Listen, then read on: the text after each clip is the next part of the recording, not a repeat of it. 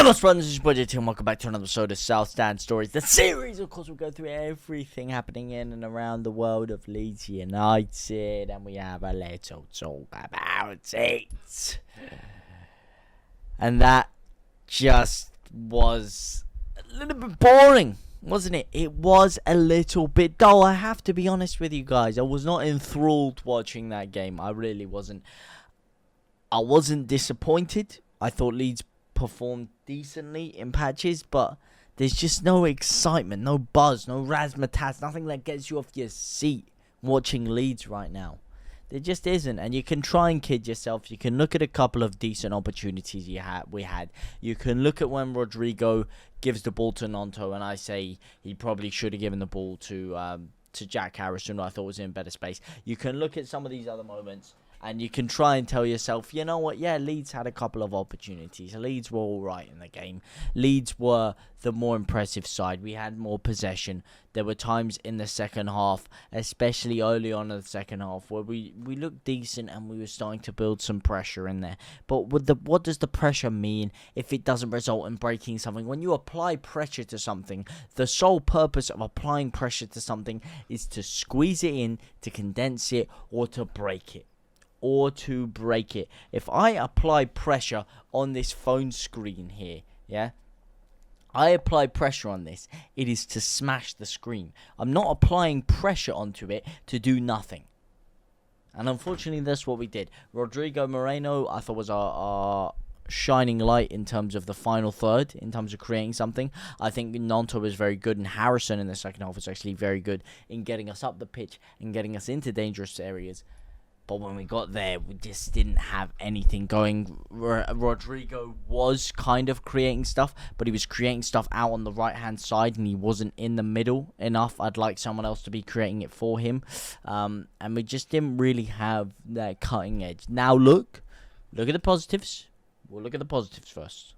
Brentford, they were on an absolute tear. They were absolutely smashing everybody. They beat City before the international break.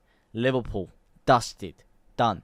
They were a formidable team and a very, very tough opponent, and we managed to get out of there unscathed without conceding, keeping a clean sheet. Good. Very, very good. Don't get me wrong. Dominated possession. Were the better side. Could have beaten them on another day. Yes, absolutely. But, on the other hand, why are we happy? Why have we fallen that low that we're happy to walk away to a relatively newly promoted side, a side who got promoted a year ago? They got promoted after us. A side who are not that steeped in history or financial ability to build a massive, monstrous squad. They're not a side who have an extremely vast depth of talent. They're not a side or club who should be fearing or putting fear into the heart of Leeds United. We're Leeds. They're coming to Elland Road. They're coming to our ground. We got to do them over.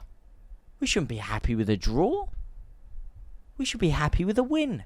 And nothing less than a win. Especially when we're in the situation that we are. 1 point off the drop. Only one game in hand now. Above Wolves and Everton. Bournemouth. And all of a sudden, Leicester have a game in hand than us now. And Palace are that bit further away from us now. Forest are above us. And now this puts huge pressure on that Forest game. Huge pressure on that Forest game. If we don't get 3 points out of that Nottingham Forest game, we are up Shit's Creek without a paddle, mate. Up Shit's Creek without a paddle. If we don't get 3 points in that game, and then we have to go into a doubleheader against Man United, chasing the 3 points, things ain't looking good. Things ain't looking good, bruv. And that is the thing that we have to worry about. We had to worry about the fact that we put ourselves in a position where today was a must-win. It was a must-win. It's as simple as that. I'm not happy at a point. I'm happy at certain things I saw, yes. But there still are a lot of errors that are being repeated. A lot of errors that we keep making that are the same as before. In terms of our creativity. In terms of our end product. Or lack thereof. Just me. I'm intrigued. Who did you guys think was our best performance today? Are you guys happy with a point? Do you think that the slightly impressive parts of our performance are strong enough to cloud over the problems that we're seeing? Or was that papering over the cracks for you? Look, it's a step in the right direction, yeah. But we saw a step in the right direction before, where we performed decently against Newcastle and we kept a clean sheet. Did we continue that on into the rest of the games? No. We did not keep clean sheets in the rest of the games that we played. We couldn't even keep a clean sheet against Cardiff. Yes, we got one today. Brilliant. But do we build on that? Do we build on that going forward? Do we add some clinicality? Do we add some extra dimension to our play that makes us less predictable going forward? Do we add some composure in the final third? Or do we put up an impressive performance and walk away with no points? And then go into our next game and put an impressive performance and walk away with no points. I don't know if I said no points twice. We walked away with a point today, obviously. 1 point not good enough for me. But, hey-ho. Maybe for some people it is. Maybe for some people that's the turning of the tide. And I can be happy to buy into that. But this is not the first time that I saw it. And to be honest, it's just the lack of entertainment really got to me. The lack of entertainment. Look, I watch football to feel alive, to feel entertained. And I did not feel very entertained watching that game from either side, really. From either side. Leeds started to muster something up in the first half, or in the second half, sorry. But it wasn't exactly a gripping affair. And you're going to have games like that. You are going to have games like that. And obviously, by proxy of it being a 0-0, that is more than likely going to be quite a dull game. But I just want to see more excitement. I was watching clips the other day of Leeds. I'm not sure that guy that's trying to go back on it under Bielsa. But we are playing some beautiful football. And I miss us playing that kind of football. And Marsch can get us playing some good stuff. He can. I believe in Marsch. I trust Marsch. I have faith in Marsch. But we're going to need to start changing things soon. We are going to need to start changing things soon. And start seriously picking up points. Points.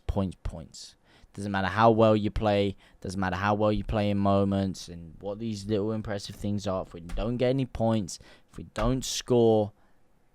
Doesn't mean anything. Got a clean sheet though. It did. I did call that. Told you. That sheet is going to be crystal clean, baby. And the partnership at the back there of Koch and Vobra actually worked very well. I don't get it. Why did we buy Vobra? I thought he played very well. But why did we buy him? Stupid investment. Because he's meant to be a guy who can play left back and centre back. Yeah, the main thing everyone was talking about when he signed was how he could play left back and fill in and help us out there. Okay, if that's the case, why is he playing centre back and Struijk still playing left back? Why is Struijk not being given the rub in centre back, which is his natural position, and then putting Vobra at left back? Why did we not just go out and buy an out and out left back and then an out and out centre back? Why did we buy someone that can play both? That is then going to play in the position that we need him least. Because we already have centre-back coverage in the space of Struijk. But Struijk is not able to play there because he has to play left-back. So he's never given an opportunity there. And I think he deserves an opportunity at centre-back. And although I do think we defended very well, and I think Koch and Vogel defended very well, I think Struijk is a bit of a liability at times at left-back. I didn't think he really was today. But I think in the bigger games especially, Struijk is not a left back, and we lose so much going forward with Struijk there that we need. We saw Nonto hoovering into the middle of the pitch at times and expecting the width to come from Struijk there. I mean, you saw it with Rico Henry for Brentford, the complete stark contrast in the width and the attacking threat they were offering was unbelievable. And we need to put Struijk in centre back. We just do.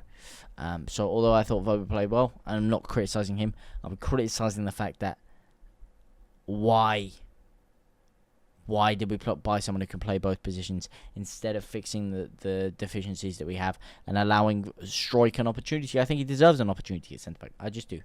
And we do have a left back, ironically, but he doesn't want to play.